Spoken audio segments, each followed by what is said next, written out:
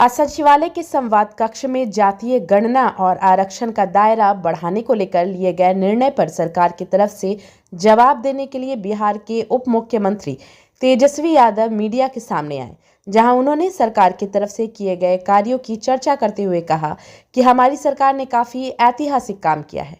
जब यह डेटा पेश किया गया तो हम लोग ये सोच रहे हैं कि आगे क्या होगा। हम लोग बेरोजगारी और गरीबी से लड़ने वाली सरकार है। ऐसे में जो आंकड़ा आया है उससे स्पष्ट हो गया है कि राज्य में हर जाति में से लोग गरीब हैं, सवर्ण जाति के लोग भी गरीब हैं। ऐसे में सीएम साहब ने सत्र में यह निर्णय लिया कि आरक्षण की सीमा बढ़ाई जाए और आज यह काम हुआ है। वहीं तेजस्वी ने पीएम मोदी पर हमला बोलते हुए कहा कि मुख्यमंत्री नीतीश कुमार जी इतनी दफा विशेष राज्य के दर्जे की मांग कर चुके हैं, लेकिन पीएम सुनते तक नहीं है। तो इन्हें इस बार कहना है कि अब आप साफ बता दीजिए कि आप लोग बिहार को विशेष राज्य का दर्जा देंगे या नहीं। यदि आप देंगे तो अच्छी बात है, और यदि आप नहीं देंगे तो यह बात आप पब्लिक डोमेन में रख दीजिए, ताकि हम लोग अपने हिसाब से बिहार के विकास के लिए जो भी हो सके वह कोशिश कर सके। रिस्पॉन्सिबिलिटी केवल बिहार सरकार की तो नहीं है कि बिहार के लोगों को, बिहार को आगे ले जाने की। There is a responsibility of government of India also ना, तो they has to show some concern. तो ये वित्त मंत्री जी ने क्या कहा, ये शर्त आप लगाए आप कि जो भी केंद्र में तभी आप समर्थन देंगे जब विशेष राज्य का दर्जा मिलेगा। वो सारी बातें हमारी तो मांग ही रही है, जब तक नहीं मिलेगा जो रहेंगे उनसे मांगेंगे, बात खत्म। और एक बात समझ लेना है कि इनका साफ तौर पे कहना है, जो रेशियो जो है, जिस हिसाब से नाम बदल देना है एक स्कीम का और जो बर्डन जो है स्टेट पे डाल देना है, तो वो कम से कम, अगर बिहार गरीब राज्य है और आप चाहते हैं दिल से कि बिहार उबड़े, और जैसा हमारे डेटा में आया है, हम क्यों पैसा चाहिए भाई गरीब को भूमि देने के लिए ना। तो क्या भारत सरकार नहीं चाहती कि बिहार के गरीबों को भूमि मिले, बिहार के गरीबों का घर बने? तो ये बात एक और सवाल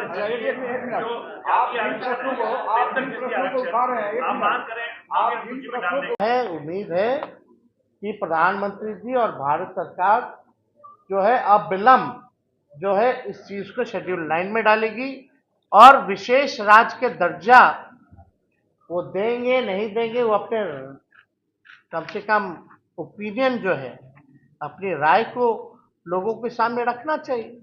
नहीं होगा तो बिहार सरकार जो कर रही है अपने बलबूते, अपने खुद के खर्च पर, वो हम लोग करते रहे। तो ये इसलिए जो है आप लोगों को यहाँ बुलाया गया और सूचित किया गया कि भाई ये चीज़ें जो हैं, क्योंकि आप सब लोग को भी फायदा है, आप लोगों के जान पहचान वालों को भी फायदा है, सब लोग, आप लोग बिहार के लोग हैं, और बिहार को अगर विशेष राज्य का दर्जा मिलेगा तो इससे बड़ी बात क्या हो सकती है।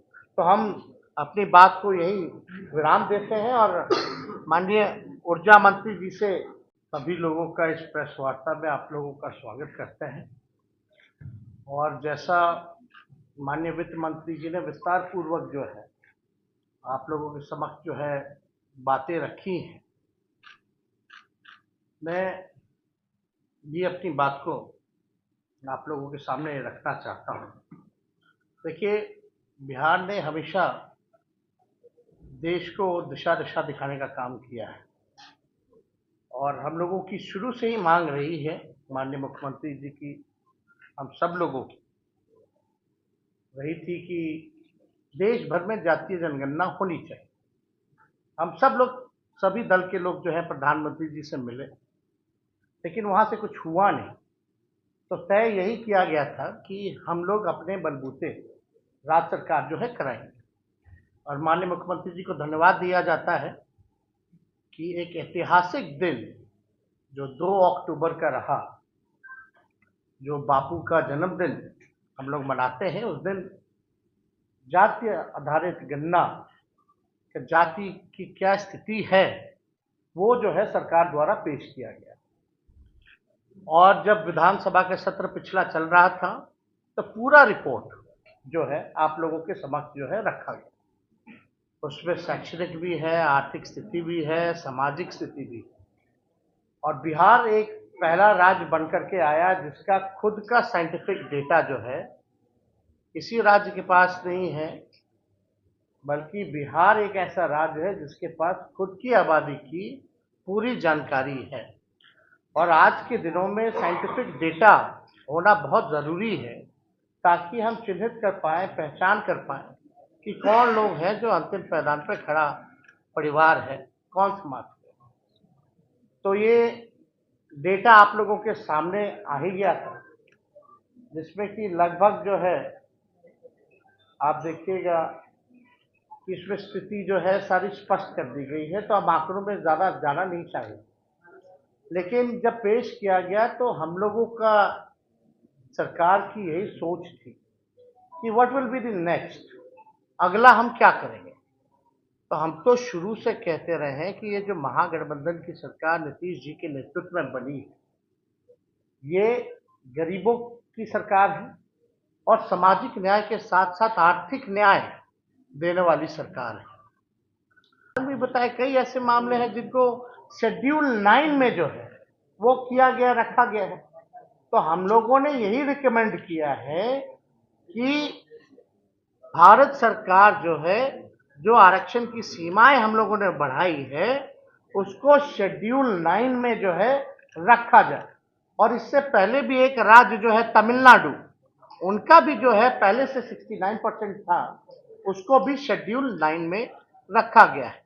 तो हम लोग तो यही अब इंतजार में है कि अविलंब भारत सरकार ना सोचे ना समझे, क्योंकि आपके दल के सभी लोगों ने यहाँ सहमति जताई है और आपके दल के लोगों का तो कहना है कि और भी बढ़ा दे सरकार तो उसमें भी साथ देंगे। तो कम से कम बिना सोचे अविलंब जो है इसको शेड्यूल 9 में रखा जाए।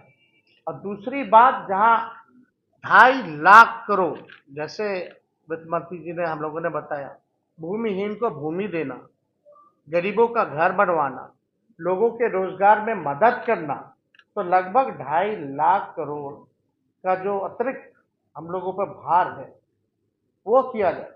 हालांकि मुख्यमंत्री जी ने स्पष्ट ये विधानसभा में कर दिया था कि 5 साल तो लगेगा, लेकिन अगर भारत सरकार अगर विशेष मदद कर दे, विशेष राज्य का दर्जा दे दे, तो ये काम जो है 2 साल 2.5 साल में हम लोग जो है कर लेंगे, ताकि बिहार जो है गरीबी से मुक्त हो सके और अपने बिहार के लोगों के पास रोजगार हो, अपना मकान हो, अपना जमीन हो, ये हो सकेगा।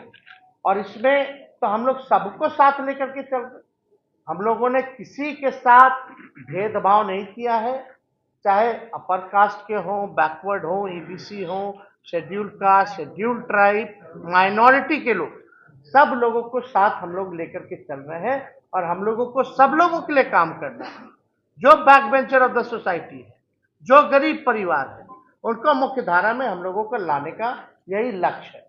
तो इसलिए कल एक ऐतिहासिक हम लोगों ने निर्णय लिया कि भारत सरकार को हम लोगों ने रिकमेंड किया है कि भाई 2 चीज़ों का, एक तो शेड्यूल 9 में आरक्षण जो बढ़ाया गया उसको डाल दीजिए, और दूसरा बिहार को तो कई बार वादा भी किया गया है।